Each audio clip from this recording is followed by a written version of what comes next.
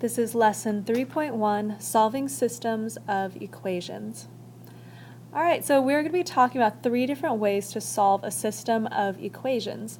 Now, a system is basically where you have multiple equations and you want to find out the values of x and y that satisfy all the equations. All right, so let's start by graphing. So first method, which is by graphing, we are going to literally just graph each equation. So get this into slope-intercept form first. Draw your graph.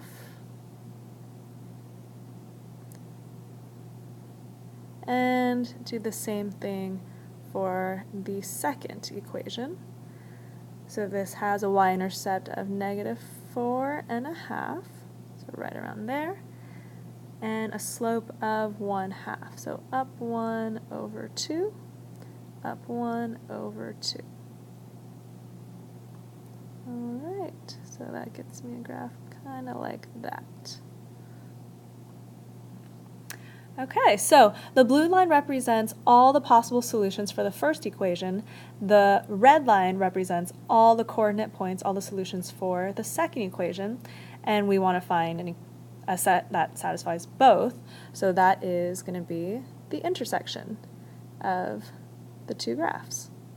All right, so your answer is going to be 3, -3. Alright, and that is your final solution. Okay, once you're ready, go ahead and pause this video, try out number 2, and once you have your solution, unpause it to check your answer. Alright, so the answer for number 2 is 2, -2. Alright, and that is the graph. And if you're ever not sure about your solution, what you can do is you can always double check by substituting in your answer into the equations and just making sure that it works out. And if both of them are true, then you know for a fact that you have the correct solution. Alright, so that is how to solve by graphing.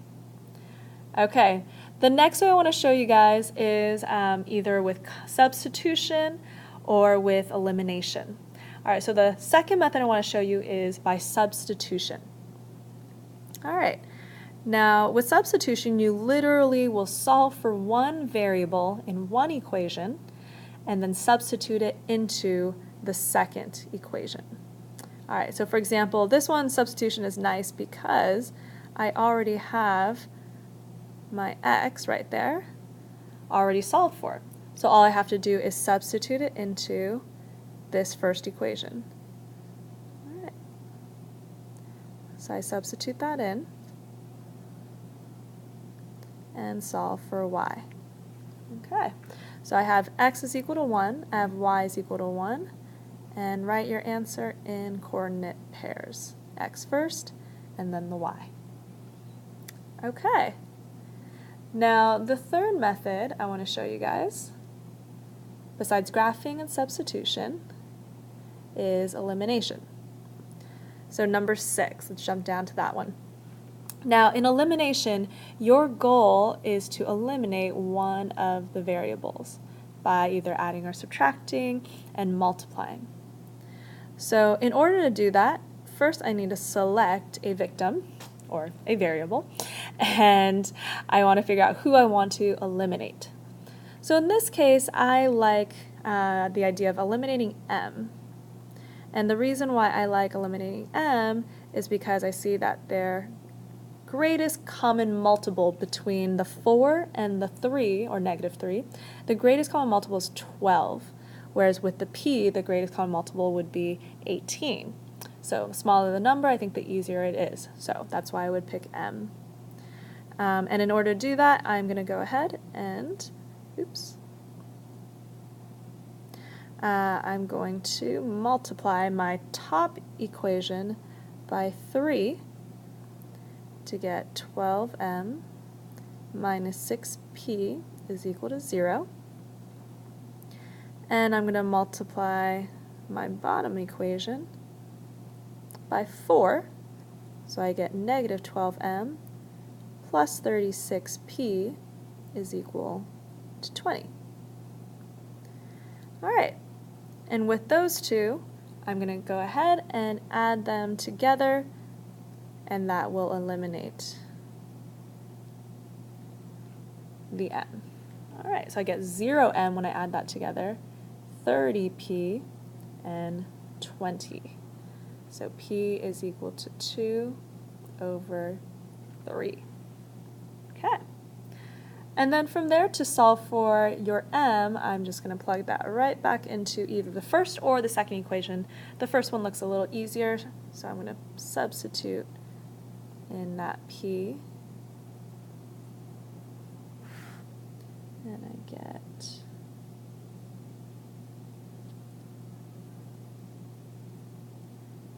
that m is equal to 1/3.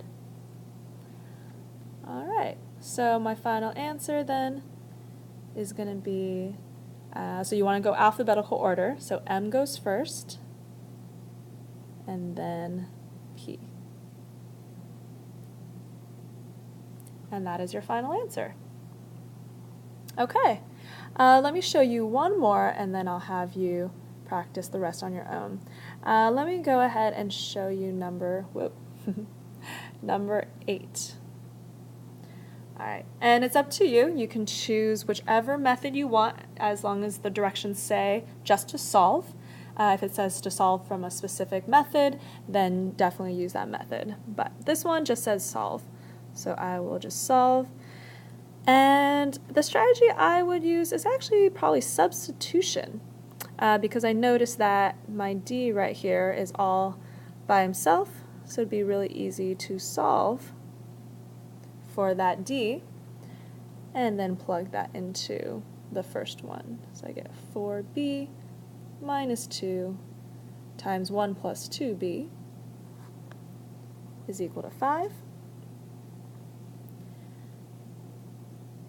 And distribute, and interesting. I end up getting -2 is equal to 5 because my variables subtract to be 0. So what that tells me is that, well, this makes no sense. That is never going to be true no matter what b is. So I know that this will be no solution. It's just not possible. Okay. Just so you know, let's say, for example, this was a 5 is equal to 5, and that is an actual, that's a true statement, right? 5 is equal to 5.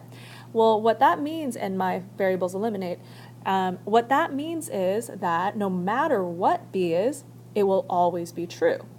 So my answer to that kind of situation would be that I have infinitely many solutions. So infinitely many solutions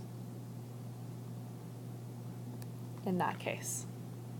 All right, so why don't you guys try this out and practice with the remaining problems on this page, numbers 4, 5, and 7.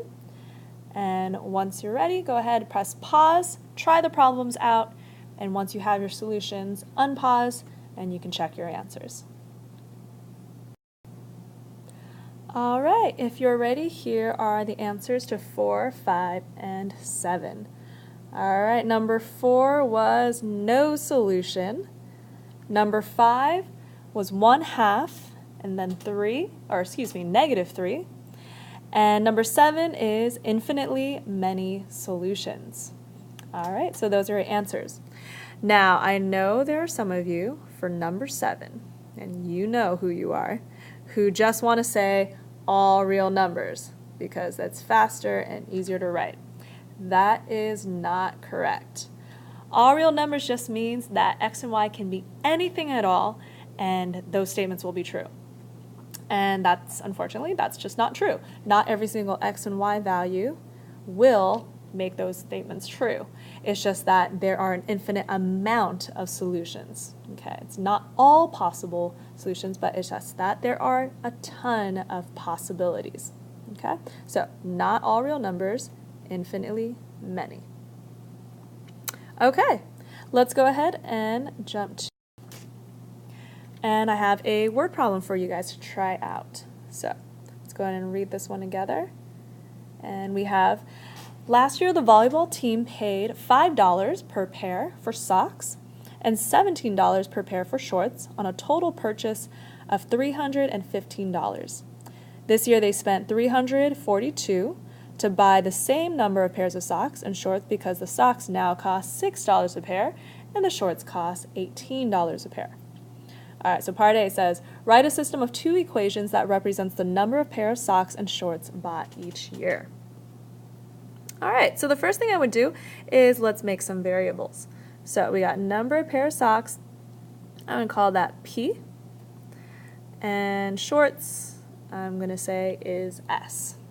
And yes, you can use X and Y if you want, but I like using P and S because it reminds me of, what they actually represent. All right, so writing a system, first they paid $5 per pair for socks and $17 for shorts for a total of $315. So 5 pairs of socks plus 17 shorts cost $315. And then they spent $342 when it was $6 for socks and $18 for shorts. So 6 pairs for socks and $18 for shorts. Total of $342. Okay, and now we just want to be able to solve for how many pairs of socks and shorts did the team buy each year. All right, so you guys can choose whatever method you want. I personally would choose elimination. So I would multiply the top equation by 6 and multiply the bottom equation by -5 so that I can eliminate the variable P. So let's do that. Okay, so multiply the top by 6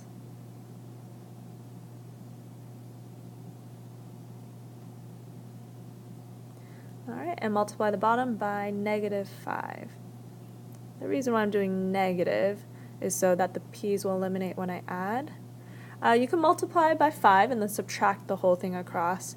I've just found that when people do that, they tend to make careless mistakes because they end up adding a few things as opposed to subtracting. Okay, those eliminate, and I get 12S is equal to 180, so S is 15. Okay, and then lastly, I need to plug that back in to figure out how many pairs of socks. So 5P plus 17 times 15 is equal to 315. 5P, this gets me 60, and I get 12 pairs of socks. Okay, so my final answer then will be 12 socks and 15 shorts. All right, and there's some real application to our systems of equations. All right, so for our last section here, it says use a graphing calculator to solve each system of equations, round the coordinates of the intersection to the nearest hundredths. All right, unfortunately I am unable to show you guys a calculator using this app, so I'm going to need you to try to see if you can follow the instructions in your textbook. So the textbook actually does a pretty good job in explaining how to do this. So if you go in your textbook to page 135, and you need a graphing calculator for this, okay? And if you follow the instructions on page 135, you guys will be able to do numbers 10 and 11. So why don't you go ahead and try that out, and come on back once you have completed numbers 10 and 11. All right, hopefully you guys were able to follow the instructions in the textbook on page 135. Hopefully you got that. If you didn't, that's okay. I'm going to be back soon, and you guys can ask me how to do that, and I can show you in class. All right, that is it.